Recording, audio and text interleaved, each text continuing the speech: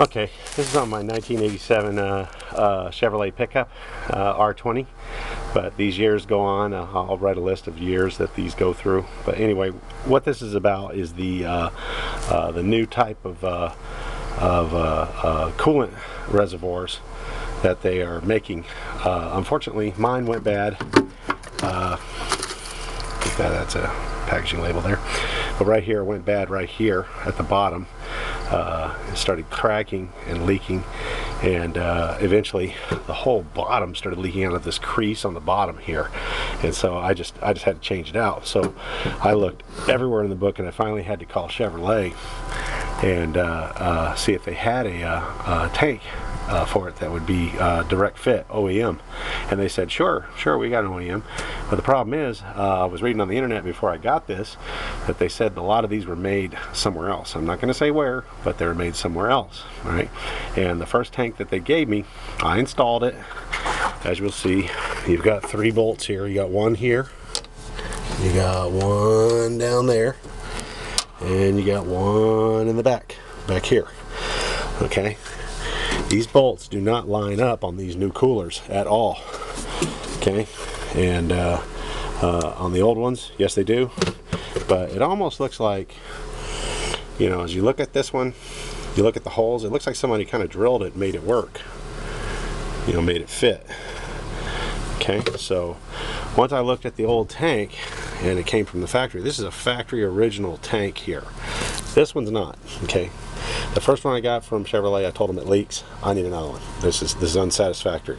So what I did is they got me another one, and I put it on. I laid it on the wheel well here, and found out what holes actually lined up. Well, I only found 2 holes that actually lined up. This one and this one. And from what I understand, some people are saying only this one or this one will line up, and the other 2 won't.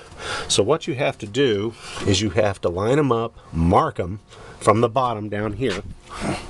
You can see the bolt pattern, bolt pattern, bolt pattern, bolt pattern. You've got to get one in with the clips. You got to be careful taking those clips out because they're a special type of clip. You've got to take out the bolt and line it up and put it in, and then put it in gently, and then go ahead and line up the tank to where it is as close as it's the bolt holes you can, and draw with a black marker, I would say an indelible marker like a Sharpie. Take a Sharpie and a Sharpie up here and mark them bolt holes if they don't line up, and then drill them. Take the tank back out and drill those holes and make sure that they are perfect for the alignment. Then when you put this puppy back together, you're going to put the original one in first, not very tight, but just tight enough, and then go ahead and consecutively put the next ones in after you've drilled the holes and made the holes line up with the circles you made on them. But remember, you got to be careful on these tabs here. If you drill too close to the tank, you're going to make it a leaker. It's going to leak. Okay, the reason why the first one leaked was because the bolts weren't lining up and it was distorting the tank and basically causing it to leak. So is it really my fault? I don't think so. I think it's due to the poor manufacturing of the tanks. They should fit perfectly because they're OEM, and they should go right on there and shouldn't have any problems. You shouldn't have to do these adjustments, but this is what's going to happen if you want to replace these tanks. They are not perfect and they have to be readjusted. So once you do that, get them all lined up gently, and put the bolts on and be snug about it. Do not over tighten, because if you over tighten, you're going to crack something on the bottom, and that's going to cause more problems. You're going to have another leak again, and you'll be stuck with a bad coolant reservoir again and have to go get another one. Okay, another thing that you got to be careful of is this here. You've got to be careful of this nozzle here. This nozzle is real easy to break, so you've got to put a very gently tightening on there, very gently. I put 2 clamps on here just to be redundant, but 2 clamps on here so I could gently put them on there and just have a snug tight fit, not a hard fit. So I put 2 clamps on here because it's a very long shaft, as you see on here.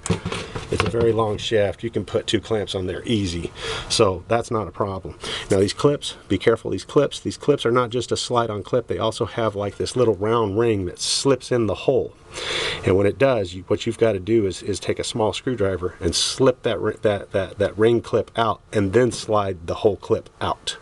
Okay, you'll understand what I'm talking about once you take this bolt off and look at it. You'll see like a little round part of the clip in there that you'll need to pull, reseat out, and reseat or take out, lift out, so it can slide off, or you'll break it off and then you're going to ruin the clip. So then you have to get new clips.